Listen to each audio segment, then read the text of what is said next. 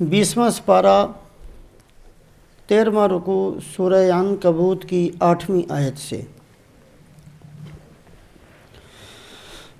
اعوذ باللہ من الشیطان الرجیم، بسم اللہ الرحمن الرحیم۔ ووصینا الانسان بوالدیہ حسنا وَإِن جَاهَدَاكَ لِتُشْرِكَ بِي مَا لَيْسَ لَكَ بِهِ عِلْمٌ فَلَا تُطِعْهُمَا إِلَيَّ مَرْجِعُكُمْ فَأُنَبِّئُكُمْ بِمَا كُنتُمْ تَعْمَلُونَ وَالَّذِينَ آمَنُوا وَعَمِلُوا الصَّالِحَاتِ لَنُدْخِلَنَّهُمْ فِي الصَّالِحِينَ وَمِنَ النَّاسِ مَن يَقُولُ آمَنَّا بِاللَّهِ فَإِذَا أُوذِيَ فِي اللَّهِ جَعَلَ فِتْنَةَ النَّاسِ كَعَذَابِ اللَّهِ وَلَئِن جَاءَ نَصْرٌ مِّن رَّبِّكَ لَيَقُولُنَّ إِنَّا كُنَّا مَعَكُمْ أَوَلَيْسَ اللَّهُ بِأَعْلَمَ بِمَا فِي صُدُورِ الْعَالَمِينَ وَلَيَعْلَمَنَّ اللَّهُ الَّذِينَ آمَنُوا وَلَيَعْلَمَنَّ الْمُنَافِقِينَ وَقَالَ الَّذِينَ كَفَرُوا لِلَّذِينَ آمَنُوا اتَّبِعُوا سَبِيلَنَا وَلْنَحْمِلْ خَطَايَاكُمْ وَمَا هُمْ بِحَامِلِينَ مِنْ خَطَايَاهُمْ مِنْ شَيْءٍ إِنَّهُمْ لَكَاذِبُونَ وَلَيَحْمِلُنَّ أَثْقَالَهُمْ وَأَثْقَالًا مَعَ أَثْقَالِهِمْ وَلَيُسْأَلُنَّ يَوْمَ الْقِيَامَةِ عَمَّا كَانُوا يَفْتَرُونَ۔ گزشتہ آیات شریفہ کے ضمن میں اس بات کا بیان تھا کہ جس آدمی نے بھی آمنا کہا، یہ اعلان کیا کہ ہم ایمان والے ہیں، یہ اعلان کرتے ہی اللہ پاک کی طرف سے آزمائش اور امتحان شروع ہو جاتا ہے۔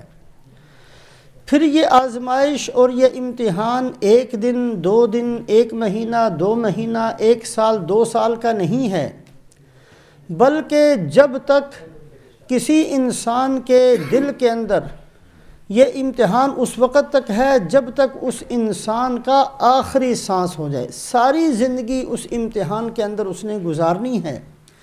پھر اس امتحان کی بہت ساری صورتیں تھیں، اور جس کا کل گزشتہ آیات شریفہ کے ضمن میں بیان ہوا تھا، کبھی تو بھوک برداشت کرنا، کبھی پیاس برداشت کرنا، کبھی سردی برداشت کرنا، کبھی گرمی کو برداشت کرنا، کبھی بیماریوں کو برداشت کرنا، کبھی مالوں کے اندر کمی آ جانا۔ اس طریقے کے بہت سارے امتحانات ہیں جو اس ایمان والے پر آنے ہیں۔ ان تمام امتحانات میں ایک بہت ہی اہم قسم کا امتحان جذبات کی قربانی ہوتا ہے۔ مستقل باب محدثین نے اس کے قائم کیے ہیں کہ اپنی محبوبات اور اپنی مرغوبات چیزوں کو چھوڑ دینا، اور سب سے زیادہ محبوب اور مرغوب چیز انسان کا اپنا خاندان ہوتا ہے۔ ہر انسان کی فطرت کے اندر یہ چیز موجود ہے کہ اس کے دل میں بھائی کی محبت ہوگی، اس کے دل میں بہن کی محبت ہوگی، اس کے دل میں ماں کی، باپ کی، خاندان کی، رشتہ داروں کی محبت ہوگی۔ یہ جذبات کی قربانی یہ سب سے زیادہ مشکل ہوا کرتی ہے۔ بعض دفعہ انسان بھوک کو، پیاس کو، سردی کو، گرمی کو، ان چیزوں کو تو برداشت بآسانی کر لیا کرتا ہے، لیکن خاندان کسی کا چھوٹ جائے، کسی کا بھائی اس سے الگ ہو جائے، کسی کی بہن اس سے چھوٹ جائے، کسی کی بیوی اس سے الگ ہو جائے، کسی کے بچے اس سے الگ ہو جائیں، کسی کے ماں باپ اس سے الگ ہو جائیں، یہ جو جذبات کی قربانی ہے یہ بہت سخت قسم کا ایک امتحان ہوتا ہے۔ حضرات انبیاء علیہم الصلوات و تسلیمات میں سے حضرت ابراہیم علیہ السلام کے امتحانات تقریباً اسی قسم کے ہیں۔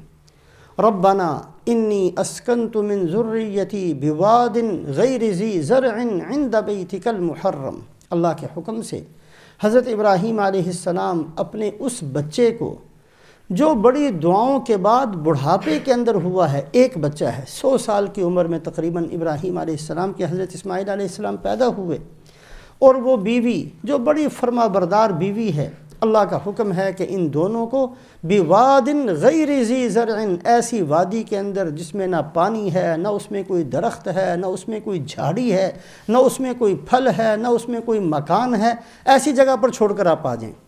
اب سوچنے کی بات ہے کہ اللہ پاک کو کیا ملتا ہے ان چیزوں سے؟ یہ جذبات کی قربانی ہے۔ ابراہیم علیہ السلام کے دل میں بڑی شدید قسم کی محبت تھی اپنی اولاد کے ساتھ، بڑی محبت تھی اپنی بیوی کے ساتھ، اس لیے کہ حضرات انبیاء علیہم الصلوات و تسلیمات فطرت سلیمہ میں سب سے اونچے درجے پر ہوتے ہیں، بڑے حساس ہوا کرتے ہیں۔ رسول پاک علیہ السلام کی شان میں یہ بات حدیث پاک کے اندر آتی ہے کہ آپ صلی اللہ علیہ وسلم بڑے خشوع خضوع سے نماز ادا فرما رہے ہوتے، اور نماز کے اندر چونکہ عورتیں بھی پیچھے شریک ہوا کرتی تھیں، کسی عورت کے بچے کے رونے کی آواز آتی تو آپ نماز کو مختصر کر دیا کرتے، حالانکہ کتنی لذت آپ صلی اللہ علیہ وسلم کو نماز میں آیا کرتی تھی۔ وقرۃ عینی فی الصلاۃ، نماز کے اندر میری آنکھوں کی ٹھنڈک ہے، اللہ کے نبی نے فرمایا۔ لیکن حساس طبیعت اتنی تھی کہ کسی ماں کو تکلیف نہ ہو، نماز کے لمبا ہونے کی وجہ سے نماز کو مختصر فرما دیا کرتے تھے۔ حضرات انبیاء علیہم الصلوات و تسلیمات بہت حساس ہوا کرتے ہیں۔ حضرت ابراہیم علیہ السلام کے لیے یہ کوئی چھوٹی سی قربانی نہیں تھی کہ جائیے اور اپنے بچے کو اور اپنی بیوی کو بواد غیر ذی زرع عند بیتک المحرم، ایسی وادی کے اندر چھوڑ کر آ جائیے جس میں کوئی نہیں ہے، اور چھوڑ کر آپ نے ساتھ نہیں ٹھہرنا، آپ نے وہاں اپنی سواری سے نیچے نہیں اترنا، ان کو چھوڑیے اور جلدی سے واپس آ جائیے۔ اور اس کے بعد ایک دفعہ حدیث پاک کے اندر آتا ہے کہ اجازت دی گئی کہ جائیے اپنے بچے اور اپنی بیوی کو دیکھ کر آئیں، لیکن دیکھنا اس طریقے سے ہے کہ آپ نے سواری سے نیچے نہیں اترنا، وہاں جائیں۔ 1 مہینے کا سفر ہے، مہینے کا سفر کر کے ابراہیم علیہ السلام پہنچے ہیں، اور پہنچ کر صرف دیکھا اور وہیں سے واپس ہو گئے، نہ بیٹھے، نہ ساتھ کھانا کھایا، نہ ساتھ مل کر پانی پیا، نہ کوئی بات چیت کی۔ یہ جذبات کی قربانی اللہ کے لیے یہ بڑا مشکل ہوا کرتا ہے۔ تو حضرات صحابہ کرام رضوان اللہ علیہم اجمعین کی قربانیوں کے اندر مستقل باب ہے اپنے محبوبات اور اپنے مرغوبات کو چھوڑنا۔ صحابہ خود فرمایا کرتے تھے، ہم بڑی سے بڑی قربانی دیتے ہیں، اتنی مشکل نہیں ہوتی جب ہم اس چیز کو سوچتے ہیں کہ میرا بھائی اگر یہ مسلمان نہ ہوا تو اس کا انجام کیا ہوگا۔ یہ سوچ کر جو ہمیں تکلیف ہوتی ہے یہ بڑی سخت ہوتی ہے۔ یہ سوچ کر کہ اگر میری بیوی مسلمان نہ ہوئی تو یہ کہاں جائے گی، یہ سوچ کر کہ میرا بوڑھا باپ اگر مسلمان نہ ہوا تو یہ کہاں جائے گا، یہ میری ماں جو بڑی مجھے اچھی لگتی ہے، اس نے میری بڑی خدمت کی ہے، میں اس کا بڑا فرما بردار ہوں، لیکن اگر اس نے اسلام کو قبول نہ کیا اور یہ جنت میں جانے والی نہ بنی اور کفر پر اس کا انتقال ہو گیا، اس کی موت آ گئی، اس کا بنے گا کیا۔ صحابہ فرماتے ہیں یہ سوچ کر جو ہمیں دکھ اور تکلیف ہوتی تھی وہ اس سے کہیں زیادہ تھی جو مکے کے سردار ہمیں پہنچایا کرتے تھے، اس تکلیف سے کہیں زیادہ تھی جو ہمارے اوپر چٹانیں رکھی گئیں، اس سے کہیں زیادہ اس بات کو سوچ کر ہمیں تکلیف ہوتی تھی۔ حضرات صحابہ اکرام رضوان اللہ علیہم اجمعین کے لیے جذبات کو قربان کرنا یہ بڑا مشکل تھا، لیکن کر کے دکھایا ہے، یہ نہیں کہ نہ کیا ہو۔ اللہ کے حکم پر ہر چیز، اللہ کے حکم کو ہر چیز پر غالب کر کے اپنے جذبات کو بالکل پامال کر کے دکھایا ہے۔ اللہ پاک نے تعریف کے اندر سورہ مجادلہ کی آیت شریفہ 28ویں سپارے کے اندر موجود ہے، لا تجد قوما يؤمنون بالله واليوم الآخر يوادون من حاد الله ورسوله ولو كانوا آباءهم أو أبناءهم أو إخوانهم أو عشيرتهم أولئك كتب في قلوبهم الإيمان وأيدهم بروح منه۔ بڑے زبردست الفاظ ہیں، اللہ فرماتے ہیں اے محمد صلی اللہ علیہ وسلم، یہ جو آپ کے ساتھ جماعت ہے، آپ ان میں سے کسی کو ایسا نہیں پائیں گے کہ یہ دوستی کرے ان لوگوں کے ساتھ جو اللہ اور اللہ کے رسول کے دشمن ہیں، خواہ ان کے باپ ہی کیوں نہ ہوں، خواہ ان کے بیٹے ہی کیوں نہ ہوں، خواہ ان کا خاندان ہی کیوں نہ ہو۔ بڑا مشکل ہوتا ہے یہ چیز، لیکن پھر بھی یہ لوگ اللہ کی محبت کے اندر اتنے خالص ہیں، اللہ کے رسول صلی اللہ علیہ وسلم کی محبت میں اتنے خالص اور مخلص ہیں کہ یہ اللہ کی محبت پر کسی کو قربان نہیں کرتے اور اللہ کے نبی کی محبت پر کسی کو قربان نہیں کرتے، ہر ایک کی محبت کو یہ نیچا رکھتے ہیں۔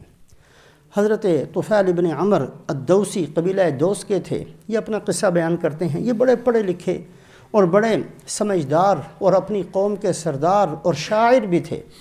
فرماتے ہیں کہ جب میں مکہ مکرمہ میں نے سنا کہ ایک آدمی ہے جس نے نبوت کا دعویٰ کیا ہے اور وہ لا الہ الا اللہ کی طرف بلاتے ہیں، تو میں بھی دیکھنے کے لیے اور ساتھ اس نیت سے کہ چلو بیت اللہ کا طواف بھی کر آتا ہوں، اس نیت سے میں مکہ مکرمہ میں جب پہنچا تو مکہ کے اندر ابھی داخل نہیں ہوا تھا تو باہر مکہ کے سرداروں نے بندے بٹھائے ہوئے تھے. میرے پاس آئے کہ دیکھو ابھی تم اندر جاؤ گے، وہاں ایک آدمی ہے، اس کی بات سنتے ہی آدمی اپنی بیوی بچوں کو چھوڑ دیتا ہے، اپنے ماں باپ کی پرواہ کرنا چھوڑ دیتا ہے. اس کی بات میں ایسا جادو ہے کہ ایک آدمی کو اپنی اولاد کی پرواہ نہیں رہتی، ایک آدمی کو اپنے خاندان کی پرواہ نہیں رہتی. اتنا مجھے ڈرایا کہ میں نے اپنے کانوں کے اندر روئی ڈال لی کہ کہیں ایسا نہ ہو، میں نہ سننا چاہتا ہوں لیکن جب خام خواہ میرے کانوں میں اس کی آواز پہنچ جائے. کانوں میں روئی ڈال کر مکہ میں داخل ہوا. میں نے طواف کیا. طواف کرنے کے بعد میں نے دیکھا کہ ایک آدمی بیت اللہ کی طرف منہ کر کے بڑے خشوع خضوع سے کھڑا ہے، اپنی عبادت کے اندر لگا ہوا ہے. میں قریب پہنچ گیا، مجھے وہ آدمی بہت اچھا لگا، اس کو میں دیکھتا رہا. آخر میں نے اپنے کانوں سے روئی نکال کر باہر پھینک دی، یہ سوچ کر کہ میں کوئی پاگل آدمی تھوڑی ہوں کہ خام خواہ مجھے زبردستی کوئی اپنا بنا لے گا. میں سمجھدار آدمی ہوں، قوم کا سردار ہوں، اچھی بری کو پہچان سکتا ہوں. مجھے کیا مصیبت پڑی ہے اپنے کانوں کے اندر روئی ٹھونسنے کی؟ روئی کو نکال دیا اور پھر رسول پاک علیہ الصلاۃ والسلام کی خدمت میں بیٹھا. آپ نے مجھے قرآن پڑھ کر سنایا، میری دنیا بدل گئی اور میں نے اسی وقت کلمہ پڑھا. اور آپ صلی اللہ علیہ وسلم نے مجھے فرمایا کہ جاؤ اپنے قبیلے کے پاس چلے جاؤ، اور میرے لیے آپ صلی اللہ علیہ وسلم نے ایک نشانی کے طور پر کہ اے اللہ اس کی لاٹھی کے اندر روشنی کو پیدا کر دے. جو ہاتھ میں لاٹھی تھی اس کے اندر روشنی پیدا ہو گئی. یہ دلیل کے طور پر میں گیا اور جا کر سب سے پہلے بوڑھا باپ میرے سامنے آیا. میں نے کہا ابا جان میرا آپ کا تعلق ختم. کہا بیٹا کیا ہوا؟ کہا جی میں مسلمان ہو گیا ہوں. میری بیوی سامنے آئی. میں نے کہا آج سے میرا تیرا تعلق ختم. کہا کیا ہوا؟ میں نے کہا اس لیے کہ میں مسلمان ہو گیا ہوں. تو یہ جو جذبات کی قربانی تھی یہ انتہائی شدید اور سخت ہوتی ہے، لیکن اللہ پاک نے ان بندوں کی تعریف فرمائی ہے کہ ہر امتحان میں پورے اترنے والے، یہاں تک کہ ان لوگوں نے اپنے جذبات کو بھی اپنے پاؤں کے نیچے روند دیا، اس لیے کہ اللہ کی محبت ان پر غالب تھی، اللہ کے نبی صلی اللہ علیہ وسلم کی محبت ان پر غالب تھی.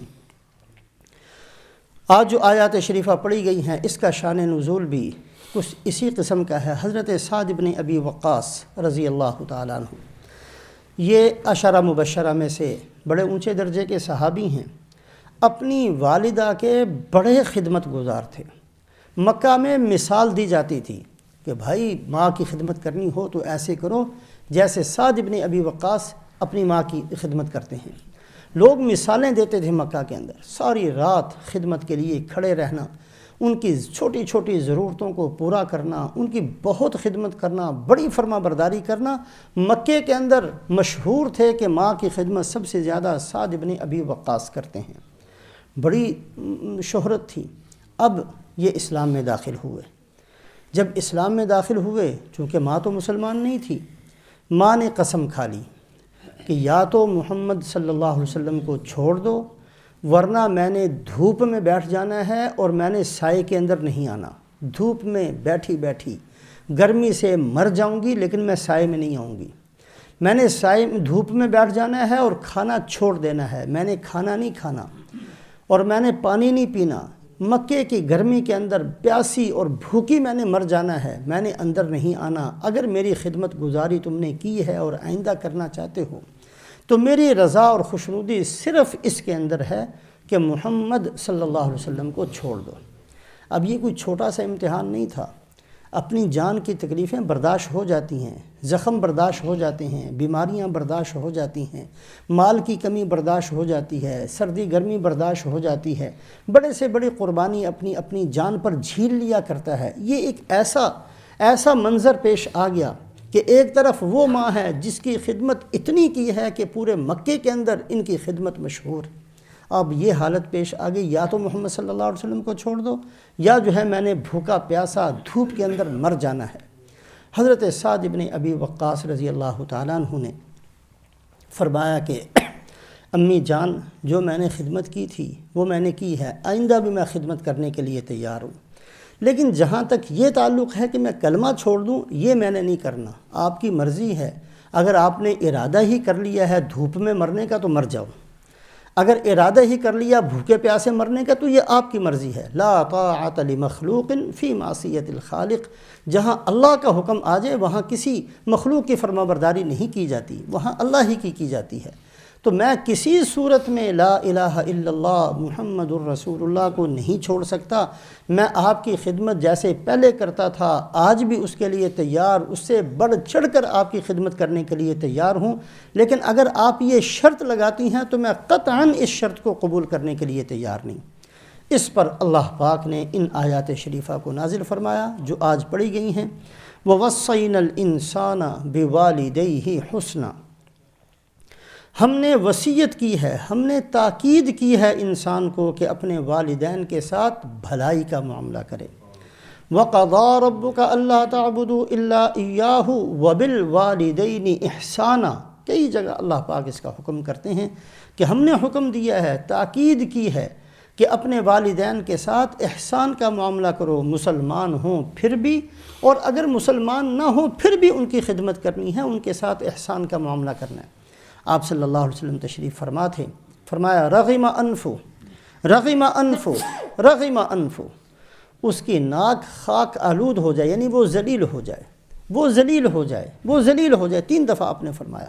صحابہ کرام رضوان اللہ علیہم اجمعین سوال کرتے ہیں من یا رسول اللہ، اے اللہ کے رسول اتنے سخت کلمات کس کے لیے ہیں؟ فرمایا اس آدمی کے لیے جس نے بڑھاپے کے اندر اپنے ماں اور باپ دونوں کو پایا ہو یا دونوں میں سے ایک کو پایا ہو اور پھر بھی اتنی خدمت نہ کرے کہ جنت کا مستحق بن جائے، یہ بد دعا اس کے لیے ہے۔ تو آپ صلی اللہ علیہ وسلم نے حکم دیا۔ ایک اور حدیث پاک کے اندر آپ صلی اللہ علیہ وسلم فرماتے ہیں ما من ولد بار ينظر الى ابویہ بنظر رحمت، کوئی بھی بیٹا جو اپنے ماں باپ کے ساتھ احسان کرنے والا ہو، جب بھی رحمت کے ساتھ محبت کے ساتھ ایک نظر اپنے ماں باپ پر ڈالتا ہے تو اللہ پاک اس ایک نظر کے بدلے میں ایک مقبول حج کا ثواب دیتے ہیں۔ صحابہ کرام رضوان اللہ علیہ مجمع نے کہا یا رسول اللہ اگر ایک آدمی 100 دفعہ دن میں دیکھ لے، دیکھنا ہی تو ہے، اس میں کون سا وقت لگتا ہے، محبت کی نگاہ سے 100 دفعہ دیکھ لے، فرمایا نعم اللہ اکبر و اطیب، ہاں پھر بھی 100 حجوں کا ثواب اللہ دیں گے، اللہ کے خزانے میں کون سی کمی ہے۔ ایک آدمی رسول پاک علیہ السلام کی خدمت میں حاضر ہوا، اصبت ذنبا عظیما یا رسول اللہ، اے اللہ کے رسول مجھ سے بہت بڑا گناہ ہوا۔ آپ صلی اللہ علیہ وسلم نے فرمایا حل لک من ام، آپ کی والدہ ہے؟ کہا جی نہیں والدہ تو نہیں ہے۔ فرمایا خالہ ہے؟ کہا جی ہاں خالہ ہے۔ فرمایا خالہ کی خدمت کرو، اس سے وہ تمہارے گناہ کا کفارہ ہو جائے گا۔ تو رسول پاک علیہ السلام نے جگہ جگہ والدین کے ساتھ احسان کا معاملہ کرنا، اور اللہ پاک نے بھی احسان کا معاملہ کہا، یہ نہیں فرمایا کہ ان کا بدلہ ادا کرو، اس لیے کہ ممکن ہے کوئی والدین ایسے ہوں جنہوں نے اپنی اولاد کا حق ادا نہ کیا ہو، تو اگر بدلے کی بات آتی تو پھر تو صرف ان والدین کے ساتھ احسان کا حکم ہوتا جن والدین نے اپنی اولاد کے سارے حقوق ادا کیے ہوں۔ یہاں اللہ پاک نے بدلہ ادا کرنے کا حکم نہیں دیا، احسان کا حکم دیا ہے کہ اگر بالفرض والدین سے کمی بھی ہو گئی ہے، بالفرض والدین اپنی کسی بری عادت کی وجہ سے اولاد کا کوئی بھی حق ادا نہیں کر سکے ہیں، پھر بھی اولاد کی ذمہ داری ہے کہ ماں باپ کے ساتھ احسان کا معاملہ کرے۔ حضرت عبداللہ ابن عباس رضی اللہ تعالیٰ عنہما حرم کے اندر تشریف فرما تھے، ایک آدمی دور دراز سے آیا اور اس کی بہت ہی بوڑھی ماں تھی جو نہ چل سکتی تھی نہ پھر سکتی تھی، اس کو اس نے اپنی پشت کے اوپر لادا ہوا تھا، اور اسی حالت میں وہ حرم کے اندر آیا اور اس نے طواف کروایا، اور طواف کرتے ہوئے وہ زور زور سے اشعار پڑھتا تھا انی لہا مطیۃ لا ازعر اذا الرکاب نفرت لا انفر، میں اپنی ماں کے لیے بڑی فرما برداری قسم کی سواری ہوں۔ سواریاں تو بعض دفعہ اڑی کرتی ہیں، گھوڑا اڑی کرتا ہے، اونٹ اڑی کرتا ہے، میں اتنی فرما بردار سواری ہوں کہ میں کبھی بھی اپنی ماں کی نافرمانی نہیں کرتا، اور میری ماں نے جو میرے اوپر احسان کیا ہے اس کو میں پھر بھی زیادہ سمجھتا ہوں۔ یہ اشعار پڑھتے ہوئے طواف کروایا، دیکھا کہ حضرت عبداللہ ابن عباس بیٹھے ہوئے ہیں، ان کے پاس آیا اور کہا اے رسول پاک علیہ الصلاۃ والسلام کے چچا زاد بھائی، آپ دیکھ رہے ہیں میں نے اپنی ماں کی کتنی خدمت کی ہے، کیا میں نے اپنی ماں کا حق ادا کر دیا؟ تو فرمایا کہ تو نے اپنی ماں کا ایک رات کا بھی بدلہ ادا نہیں کیا، جو تجھے پالا تھا اس میں ایک رات کی جو تکلیف تھی اس کا حق بھی تو ادا نہیں کر سکا۔ تو اللہ کے نبی صلی اللہ علیہ وسلم نے بڑی تاکید فرمائی ہے والدین کے ساتھ احسان کا معاملہ کرنا، لیکن یہ اسی صورت اور اسی حد تک ہے کہ اللہ کی نافرمانی نہ ہوتی ہو۔ وَوَصَّيْنَا الْإِنسَانَ بِوَالِدَيْهِ حُسْنًا، ہم نے انسان کو تاکید کی ہے کہ اپنے والدین کے ساتھ بھلائی کا معاملہ کرے۔ وَإِن جَاهَدَاكَ لِتُشْرِكَ بِي مَا لَيْسَ لَكَ بِهِ عِلْمٌ فَلَا تُطِعْهُمَا، اور اگر ماں باپ تجھے مجبور کریں، تجھ پر زور ڈالیں اس بات کا کہ تو اللہ کے ساتھ شریک کر لے، اگر کہ تو میری ذات کے ساتھ کسی اور کو شریک بنائے جس کا تیرے پاس کوئی علم نہیں ہے، فَلَا تُطِعْهُمَا، تو پھر ہرگز ان کی اطاعت نہیں کرنی، ان کی فرما برداری نہیں کرنی۔ حد اللہ پاک نے مقرر فرما دی، ماں باپ کے ساتھ احسان کرتے رہنا ہے، کرتے رہنا ہے، کرتے رہنا ہے، اس حد تک کہ اللہ کے نبی صلی اللہ علیہ وسلم کی نافرمانی نہ ہو رہی ہو۔ اِلَيَّ مَرْجِعُكُمْ فَأُنَبِّئُكُمْ بِمَا كُنْتُمْ تَعْمَلُونَ، تم سب نے لوٹ کر میرے پاس آنا ہے، جب میرے پاس آؤ گے تو میں تمہیں بتا دوں گا تم کیا کر کے آئے ہو۔ کیا مطلب؟ بہت ساری اولاد ایسی ہوتی ہے، بچے ایسے ہوتے ہیں بظاہر لگتا ہے کہ وہ زیادہ خدمت نہیں کر رہے، لیکن حقیقتاً وہ بہت فرما بردار ہوتے ہیں اپنے ماں باپ کے۔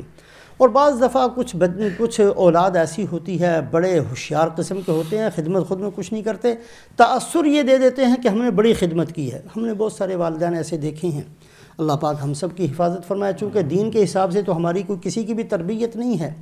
مثلاً دو بھائی ہیں، ایک بھائی بیچارہ سیدھا سادہ دیندار ہے، نماز روزے کا اہتمام کرتا ہے، رشوت کے قریب نہیں جاتا، حرام کے قریب نہیں جاتا، بہت مختصر سی اس کی آمدنی ہے جس سے وہ اپنے بیوی بچوں کو بھی تھوڑا بہت دیتا ہے، تھوڑا بہت اپنے ماں باپ کی خدمت بھی کرتا ہے، لیکن ماں باپ کی حالت یہ ہے کہ وہ اس کو نکما اور نکٹھو اور پتہ نہیں کیا کیا اس کو کہتے رہتے ہیں، بے وقوف ہے ایسے لگا رہتا ہے۔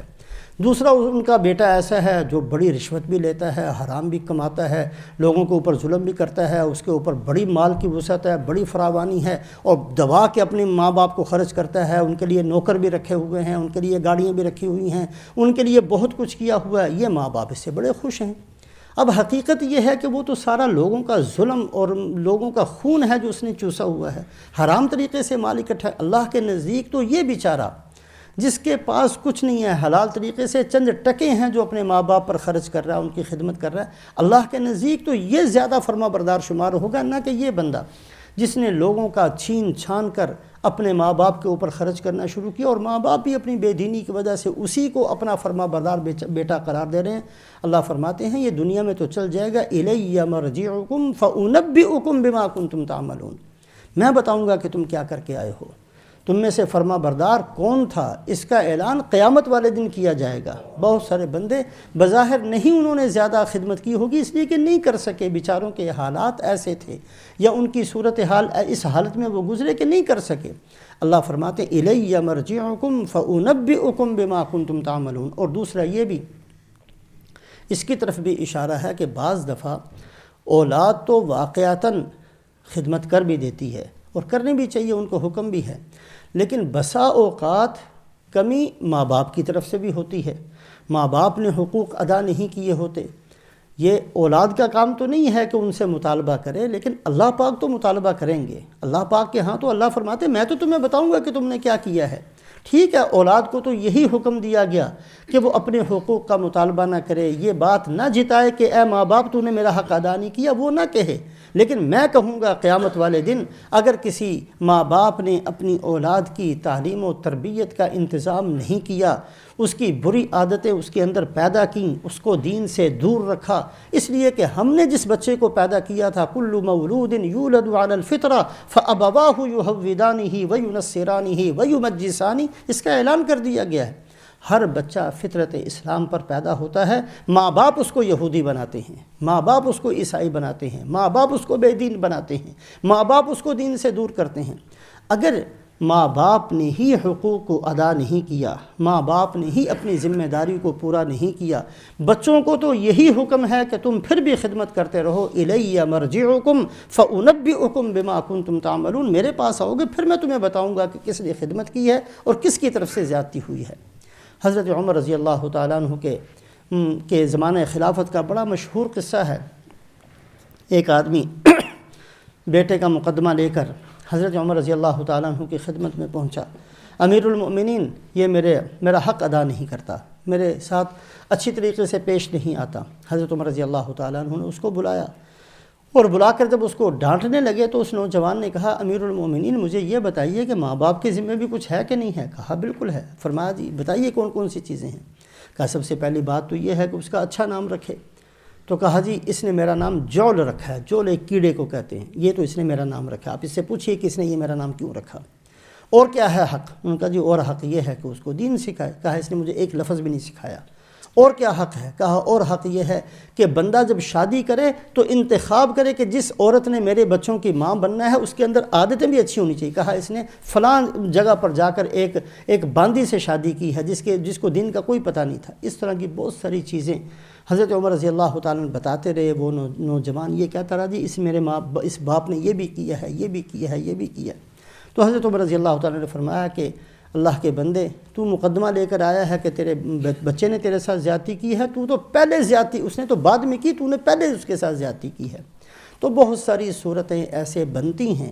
ماں باپ کو بھی اپنے گریبانوں کے اندر منہ ڈالنا چاہیے، اس چیز کا انتظار بھی ہونا چاہیے، امید بھی رکھنی چاہیے کہ ہماری اولاد فرما بردار ہو، ہمارے حقوق کو ادا کرے، لیکن اس بات کو بھی بار بار سوچنا چاہیے کہ ہم نے تو نہیں کہیں زیادتی کی، کہیں ہم نے تو اپنی اولاد کا حق غصب نہیں کیا، کہیں ہم نے تو ان کی تعلیم و تربیت میں کوئی کمی تو نہیں کی، کہیں ہم قیامت والے دن مجرم بن کر تو نہیں پیش ہو جائیں گے کہ ہم نے ایک اولاد کی نعمت دی تھی، تم نے ان کے ساتھ کیا کیا۔ اللہ پاک اس کو بیان فرماتے ہیں، الیہ مرجعکم فانبئکم بما کنتم تعملون، تم سب نے میرے پاس آنا ہے، میں تمہیں بتاؤں گا کہ تم میں سے کون کیا کر کے آیا۔ اللہ ہماری حفاظت فرمائے۔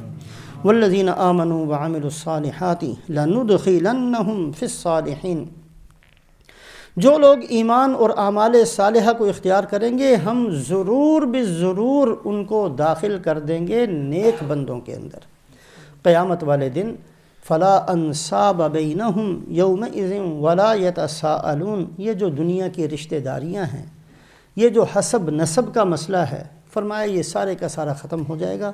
اگر حسب نسب باقی رہے گا تو صرف سرکار دو عالم حضرت محمد صلی اللہ علیہ وسلم کا باقی رہے گا، باقی ساری رشتہ داریاں وہاں ختم کر دی جائیں گی، کوئی رشتہ داری کسی کی کام نہیں آئے گی۔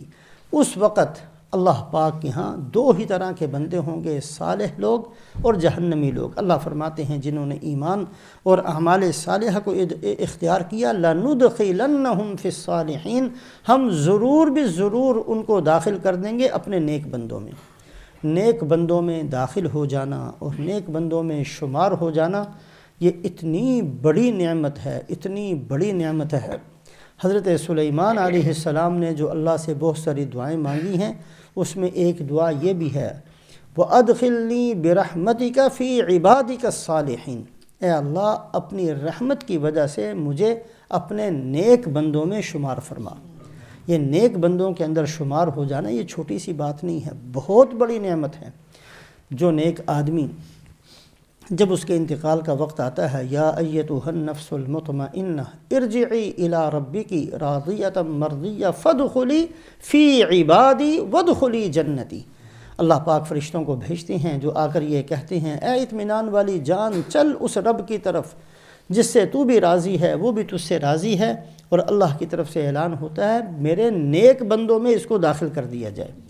مفسرین فرماتے ہیں جنت کو بعد میں ذکر کیا، فادخلی فی عبادی وادخلی جنتی، جنت کا ذکر بعد میں کیا ہے، یہ بتانے کے لیے کہ نیک بندوں کے اندر حشر اور شمار کا ہو جانا یہ جنت سے بھی بڑی نعمت ہے اللہ کے نزدیک۔ اللہ ہمیں اس کا ذرہ نصیب فرمائے۔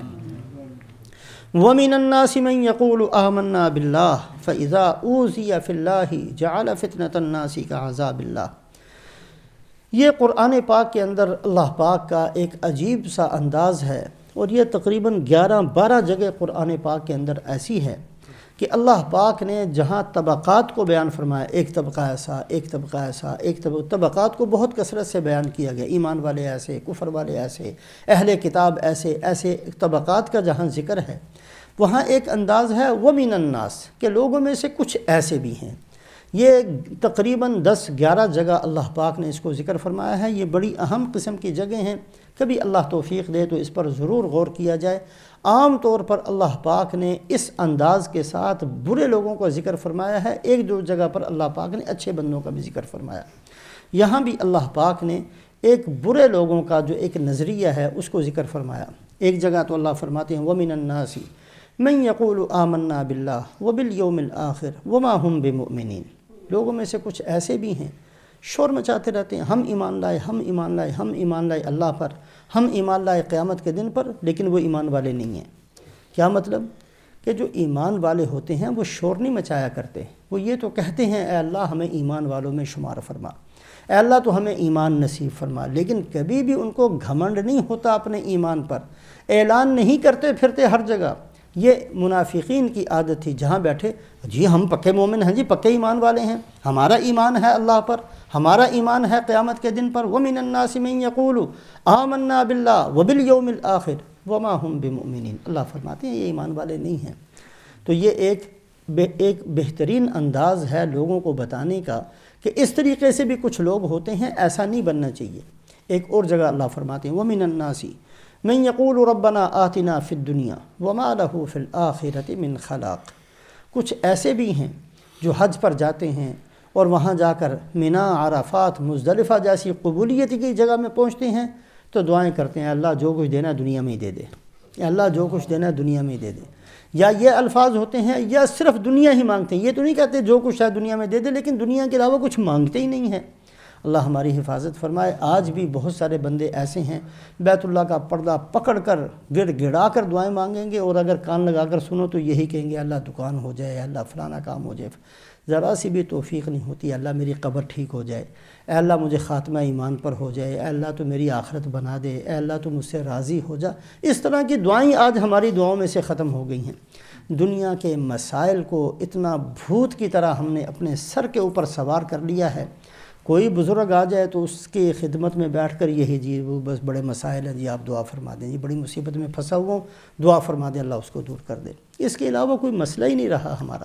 یہ اللہ پاک نے ایسے لوگوں کو برائی کے ساتھ ذکر فرمایا کہ ہر وقت دنیا، ہر وقت دنیا، ہر وقت دنیا، اتنی بھی کوئی بڑی مصیبت نہیں۔ وَمِنَ النَّاسِ مَن يَقُولُ رَبَّنَا آتِنَا فِي الدُّنْيَا وَمَا لَهُ فِي الْآخِرَةِ مِنْ خَلَاقٍ۔ ایسے لوگوں کا آخرت میں بھی کوئی حصہ نہیں۔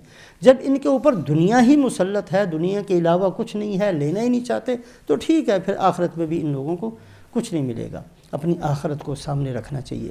حضرت قاضی ثناء اللہ پانی پتی رحمۃ اللہ علیہ، مشہور قصہ ہے، پانی پت ایک جگہ ہے ہندوستان کے اندر۔ یہ قاضی تھے، فیصلے کیا کرتے تھے حکومت کی طرف سے، بڑے اللہ والے نیک بندے تھے۔ قرآن پاک کی تفسیر بھی لکھی ہے، تفسیر مظہری، حضرت قاضی ثناء اللہ پانی پتی رحمۃ اللہ علیہ نے۔ ایک دفعہ ان کے پاس کہیں تشریف لے گئے تو ایک آدمی آیا اور آ کر کہا جی مجھے ایک مسئلہ معلوم کرنا ہے۔ فرمایا ہاں بتاؤ۔ تو اس نے نماز کا کوئی مسئلہ پوچھا تو یہ کہنے لگے بھائی 1 منٹ ٹھہرو، 1 منٹ یہاں ٹھہرو، میں ابھی میرا انتظار کرنا، جانا نہیں کہ اس کو بٹھایا اور جلدی سے شکرانے کے نفل پڑھے اور کہا اے اللہ تیرا شکر ہے ایمان والے دنیا میں موجود ہیں، میں تو جہاں جاتا ہوں لوگ زمین کا مقدمہ، عدالت کا فلانا مقدمہ، پراپرٹی کا مقدمہ، جائیداد کا مقدمہ، مکان کا مقدمہ، بھائی نے لے لیا، بیوی نے لے لیا، خامد نے لے لیا، ان چیزوں سے میں تو تنگ آ گیا تھا۔ میں تو سمجھنے لگیا شاید دنیا میں اسلام ختم ہی ہو گیا کہ کوئی آدمی دنیا کے علاوہ کوئی بات ہی نہیں کرتا۔ الحمدللہ اس بندے کو میں نے دیکھا، اس نے نماز کا مسئلہ پوچھا، اللہ کا شکر ہے میں نے زندگی کے اندر ایک ایمان والا بھی دیکھ لیا۔ تو کچھ تو اپنی آخرت کی فکر ہونی چاہیے۔ اللہ پاک نے ذکر وَمِنَ النَّاسِ مَن يَقُولُ رَبَّنَا آتِنَا فِي الدُّنْيَا وَمَا لَهُ فِي الْآخِرَةِ مِنْ خَلَاقٍ۔ جو دنیا دنیا دنیا دنیا دنیا ہی مانگتے رہتے ہیں، آخرت میں کوئی حصہ نہیں۔ یہ ایک انداز ہے اللہ پاک کا۔ وَمِنَ النَّاسِ مَن يَعْبُدُ اللَّهَ عَلَى حَرْفٍ۔ اللہ فرماتے ہیں کچھ بندے ایسے بھی ہیں ایمان اور کفر کا جو بارڈر ہے اس پر کھڑے ہو کر عبادت کرتے ہیں، اللہ کا حکم پورا کرتے ہیں، نماز پڑھتے ہیں، روزہ رکھتے ہیں، لیکن کنارے پر کھڑے رہتے ہیں۔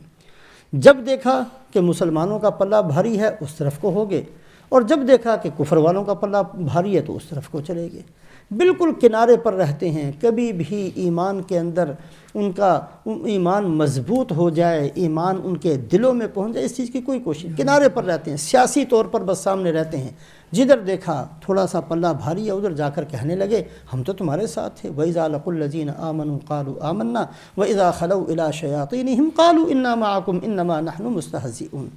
ایمان والوں کے پاس پہنچے تو کہا ہم تمہارے ساتھ ہیں، کافروں کے پاس پہنچے تو کہا ہم تو مذاق کے طور پر ان کو کہہ رہے تھے ہمارا تو سب کچھ تمہارے ساتھ ہے۔ تو اللہ پاک نے برائی بیان فرمائی، ایک لمبا باب ہے، یہاں بھی اللہ پاک نے ایک طبقے کی برائی کو ذکر فرمایا اور ان کی بری عادت کو ذکر فرمایا۔ وَمِنَ النَّاسِ مَن يَقُولُ، لوگوں میں سے کچھ ایسے بھی ہیں جو کہتے ہیں آمنا باللہ، ہم اللہ پر ایمان لائے، فَإِذَا أُوذِيَ فِي اللَّهِ جَعَلَ فِتْنَةَ النَّاسِ كَعَذَابِ اللَّهِ، لیکن جب ذرا سی بھی تکلیف ان کو اللہ کے دین کے بارے میں پہنچتی ہے، اللہ کے بارے میں ذرا سی بھی تکلیف آتی ہے تو اس تکلیف کو ایسا سمجھتے ہیں، جو آزمائش تھی اس کو ایسا سمجھتے ہیں گویا کہ اللہ کا عذاب آ گیا ہے، اور جیسے اللہ کا عذاب آ جائے تو فوری طور پر اس گناہ کو چھوڑ دیا جاتا ہے یا چھوڑنے کا ارادہ کر لیا جاتا ہے، اسی طریقے سے وہ دین کو چھوڑ دیتے ہیں۔ جہاں ذرا سی تکلیف آئی جی ہم سے نہیں برداشت ہوتا، ایک دم دین کو چھوڑ چھاڑ کر ایک طرف کو ہو کر کھڑے ہو گئے۔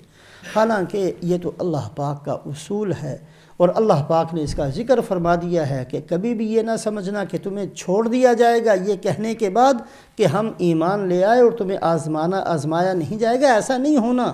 آزمائش ہونی ہے، اور انواع اور اقسام کے ساتھ آزمائش ہونی ہے، اور یہ امتحان اور آزمائش تمہارے آخری سانس تک تمہاری رہنی، جیسے امتحان دینے والا ہر آن ہر گھڑی متنبع متوجہ چکنا رہتا ہے کہ میری کوئی تحریر ایسی نہ ہو جس سے میں فیل ہو جاؤں، میری کوئی بات ایسی نہ ہو جس سے میرے نمبر ختم ہو جائیں۔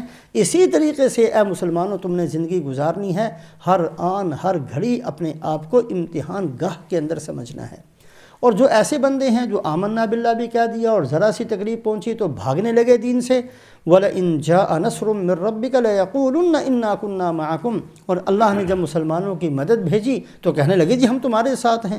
اور جب ذرا سی مدد ہٹی اور کوئی ظاہری طور پر نظر آنے لگا کہ کوئی شکست کی صورت پیش آ گئی ہے، یا کسی وجہ سے منافقین کا پلہ کوئی بھاری ہوتا ہوا نظر آیا، کافروں کا کبھی عروج یا غلبہ نظر آیا، دین چھوڑ کر ایک طرف ہو گئے۔ اب الیس اللہ بأعلم بما فی صدور العالمین، کیا سمجھتے ہیں کہ اللہ پاک جہان والوں کے دلوں کو جاننے والے نہیں ہیں؟ اللہ سب جانتے ہیں کون آدمی کتنا ایمان اپنے دل کے اندر رکھ رہا ہے، اور کتنا وہ تیار اور آمادہ ہے اللہ کے نام پر تکالیف کو برداشت کرنے کے لیے، اور دین کے نام پر اپنی تکالیفوں کو برداشت کرنے کے لیے کہاں تک کوئی آمادہ اللہ جانتے ہیں۔ وَلَيَعْلَمَنَّ اللَّهُ الَّذِينَ آمَنُوا وَلَيَعْلَمَنَّ الْمُنَافِقِينَ، ضرور بالضرور اللہ ظاہر کر دیں گے ان بندوں کو بھی جو ایمان والے ہیں اور ان لوگوں کو بھی جو منافق تھے۔ شور بہت مچایا، دعویٰ بہت کیا، اعلان بہت کیا، ظاہری طور پر اپنے آپ کو مسلمانوں میں سمجھتے کہلواتے رہے، لیکن حقیقتاً دل کے اندر ایمان تھا نہیں۔ اللہ ان سب کو جانتے ہیں، ایمان والا کون تھا، منافق کون تھا۔ وَقَالَ الَّذِينَ كَفَرُوا لِلَّذِينَ آمَنُوا اتَّبِعُوا سَبِيلَنَا وَلْنَحْمِلْ خَطَايَاكُمْ۔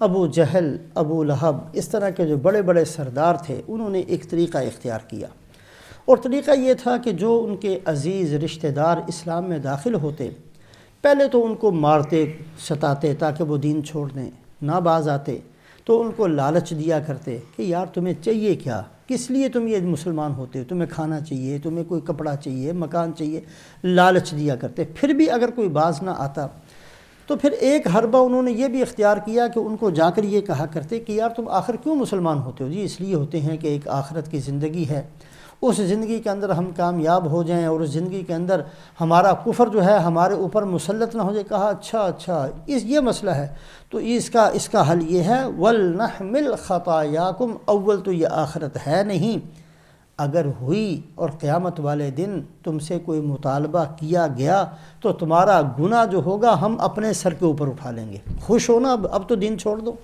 اگر تمہیں فکر ستاتی ہے کہ آخرت کے اندر ہمارے گناہوں کا خمیازہ ہمیں بھگتنا پڑے گا، ہم تمہارے گناہوں کو اپنے سروں پر ڈالنے کے لیے تیار ہیں۔ یہ دنیا کے اندر بدقسمتی سے آج بعض دفعہ مسلمانوں کی زبان سے بھی یہ باتیں سننے میں آتی ہیں، اور چھوڑو جی یار ٹھیک ہے میں تیرا ذمہ دار ہوں۔ بھئی تم کون ہوتے ہو ذمہ دار بننے والے؟ اللہ پاک نے کس کو، اللہ نبی کو ذمہ دار نہیں بناتے آخرت کا، تم ہوتے کون ہو یہ کہنے والے میں تمہارا ذمہ دار ہوں؟ اللہ ہماری حفاظت فرمائے۔ یہ کافروں میں سے بھی ان بدبخت اور بدترین کافروں نے یہ حربہ اختیار کیا تھا جو بہت زیادہ کفر کے اندر بڑے ہوئے تھے۔ وقال الذین کفروا للذین آمنوا اتبعوا سبیلنا، یہ سیدھے سادے جو ایمان والے ایمان میں داخل ہوتے، نئے ہوتے، ان کے پاس جا کر کہتے اگر تو تمہیں یہ خطرہ ہے کہ کفر کی وجہ سے تمہاری پکڑ ہو جائے گی، شرک کی وجہ سے، بتوں کو پوجنے کی وجہ سے تمہاری پکڑ ہو جائے گی، قیامت والے دن ہم تمہارا یہ گناہ اپنے سر پر لینے کے لیے تیار ہیں، تم اس بات کو چھوڑ دو۔ وما هم بحاملین من خطایاہم من شیء، اللہ فرماتے ہیں کہ ہرگز یہ ان کا بوجھ اٹھانے والے نہیں ہیں، انہم لکاذبون، یہ بالکل جھوٹے ہیں۔ کیا مطلب ان کا بوجھ اٹھانے والے نہیں ہیں؟ مطلب یہ ہے ایسا ہرگز ہم نہیں کریں گے کہ ان کا بوجھ ان پر لاد دیں اور ان کو بری کر دیا جائے۔ اگر ایک آدمی نے دوسرے کو گمراہ کیا ہے تو گمراہ کرنے والے کی اپنی گمراہی بھی اس کے گلے پڑے گی اور جس کو کیا ہے اس کا گناہ بھی اس کے گلے پڑے گا، لیکن یہ نہیں ہوگا کہ جو پیچھے چلا ہے اس کو معاف کر دیا جائے اور اس کو جنت میں بھیج دیا جائے، ایسا نہیں ہوگا۔ ہر وہ بندہ جس نے گناہ کا راستہ اختیار کیا، خواہ خود کیا یا کسی کے کہنے سے کیا، خواہ خود کیا یا سادگی میں کیا، جیسے بھی کیا، جو مجرم ہے اللہ پاک ہماری حفاظت فرمائے، جو مجرم ہے اس کو سزا بھگتنی ہے۔ اگر اللہ نے اس کو توبہ کی توفیق دی تو اللہ معاف کر دیں گے، اللہ اپنے فضل سے معاف فرمائے تو یہ اللہ کی مرضی ہے، لیکن ہر مجرم جو جرم کر کے پہنچا ہے اس کو سزا بھگتنی پڑے گی۔ وما هم بحاملین من خطایاہم من شیء انہم لکاذبون وليحملن اثقالہم واثقالا مع اثقالہم، ضرور ضرور یہ اپنا بوجھ بھی اٹھائیں گے اور اپنے بوجھوں کے ساتھ دوسروں کا بوجھ بھی اٹھائیں گے۔ جتنوں کو گمراہ کیا ہے ان کا بوجھ بھی اٹھائیں گے، لیکن یہ نہیں کہ جن کو گمراہ کیا ہے ان کا بوجھ اٹھا کر ان کا بوجھ ختم ہو جائے گا، نہیں، وہ بھی اندر جہنم کے اندر، اور یہ بھی اٹھانے والے ان سے بڑے مجرم بن کر یہ بھی جہنم میں ان کے ساتھ۔ وَلَيُسْأَلُنَّ يَوْمَ الْقِيَامَةِ عَمَّا كَانُوا يَفْتَرُونَ، اور قیامت والے دن جہاں ان سے کفر کا اور گناہوں کا سوال ہوگا، ایک سوال ضرور اس کا بھی ہوگا کہ تم نے اللہ پر بہتان کیوں باندھا تھا۔ بہتان باندھنا، افتراء علی اللہ، یہ کہتے ہیں اثبات النفی یا نفی الاثبات۔ افتراء کا معنی ہے کسی ایسی چیز کو اللہ کی ذات کے ساتھ ثابت کرنا جو نہیں ہے، یا کسی ایسی چیز کو اللہ سے الگ کرنا جو اللہ سے الگ نہیں ہے۔ اللہ پاک اپنی صفات والے ہیں، کسی صفت کو اللہ سے الگ کرنا یہ بھی افتراء ہے۔ مثلا یہ کہنا کہ اللہ پاک کے پاس قدرت نہیں، معاذ اللہ، یہ کہنا کہ اللہ رازق نہیں، معاذ اللہ، یہ کہنا کہ اللہ جانتے نہیں، کوئی بھی اللہ کی صفت جو اللہ کے ساتھ ثابت ہے اس صفت کو اللہ سے الگ کرنا یہ بھی افتراء ہے، بہتان ہے۔ اور کوئی ایسی چیز جو اللہ سے ثابت ہے اس چیز کو اللہ پاک سے الگ کرنا یہ بھی جو ہے یہ بھی افتراء، اور کسی چیز کو نفی کرنا یہ بھی افتراء۔ تو افتراء یہ اتنا بڑا جرم ہے۔ وَيْلَكُمْ لَا تَفْتَرُوا عَلَى اللَّهِ كَذِبًا فَيُسْحِتَكُمْ بِعَذَابٍ وَقَدْ خَابَ مَنِ افْتَرَى، تمہارا ستیہ ناس ہو جائے، اللہ پر بہتان نہ باندھنا، اس لیے کہ جس نے اللہ پر بہتان باندھا اللہ اس کو عذاب میں ڈبو دیں گے۔ یہ نہیں کہا صرف عذاب میں ڈبو دیں گے۔ وَقَدْ خَابَ مَنِ افْتَرَى، اور بڑے گھاٹے کے اندر ہوگا وہ آدمی جس نے اللہ پر بہتان باندھا۔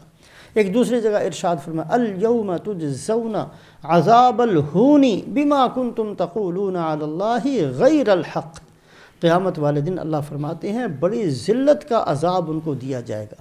عذاب تو ساری ذلت کے ہوتے ہیں، یہ تھوڑی ہے کہ کوئی سزا ایسی بھی ہے جو بڑی عزت والی سزا۔ سزا کا معنی ہی ذلت ہوتا ہے، کسی کو بھی سزا دی جائے، چھوٹی دی جائے یا بڑی دی جائے، اس کا مطلب یہ ہے کہ اس کو ذلیل ہونا پڑ گیا۔ لیکن جس عذاب کو اللہ عذاب الہون کہتے ہیں، ذلت کا عذاب، اس کا مطلب یہ ہے کہ جتنے بندوں کو بھی سزا ملے گی، عذاب ہوگا، وہ بھی کہیں گے کہ ٹھیک ہے عذاب تو ہمیں بھی ہوگا، لیکن اب بدبخت تو کون ہے کہ اتنا ذلیل کر کے اللہ نے تجھے عذاب دیا۔ یہ وہ لوگ ہوں گے جنہوں نے اللہ پر بہتان باندھا۔ کوئی ایسی چیز اللہ کی طرف منسوب کی جو اللہ کی طرف منسوب نہیں کرنی چاہیے تھی، کوئی ایسی چیز اللہ سے الگ کر لی جو اللہ سے الگ نہیں ہوا کرتی، دونوں صورتوں میں اس کا نام افتراء ہے۔ چونکہ یہ افتراء علی اللہ تھا، اللہ پر بہتان باندھنا تھا۔ اللہ کہیں نہیں کہتے کہ کوئی آدمی کسی اور کا بوجھ اٹھا سکتا ہے، انہوں نے اللہ پر بہتان باندھا، یہ کہا کہ ہم تمہارا بوجھ اٹھائیں گے۔ اللہ فرماتے ہیں ان کے گمراہی کا گناہ ایک طرف، گمراہ کرنے کا گناہ ایک طرف، اس کے ساتھ ساتھ یہ بھی سوال کیا جائے گا کہ اللہ پر بہتان کیوں باندھا تھا۔ جو کچھ پڑھا ہے اللہ پاک ہمیں اس پر عمل کرنے کی توفیق نصیب فرمائے۔ اللہم صلی علی سیدنا و مولانا محمد وعلی اہل سیدنا و مولانا محمد وبارک وسلم۔ ربنا ظلمنا انفسنا وان لم تغفر لنا وترحمنا لنكونن من الخاسرین۔ ربنا آتنا فی الدنیا حسنۃ وفی الآخرۃ حسنۃ وقنا عذاب النار۔ سبحان ربک رب العزۃ عما یصفون وسلام علی المرسلین والحمد للہ رب العالمین برحمتہ۔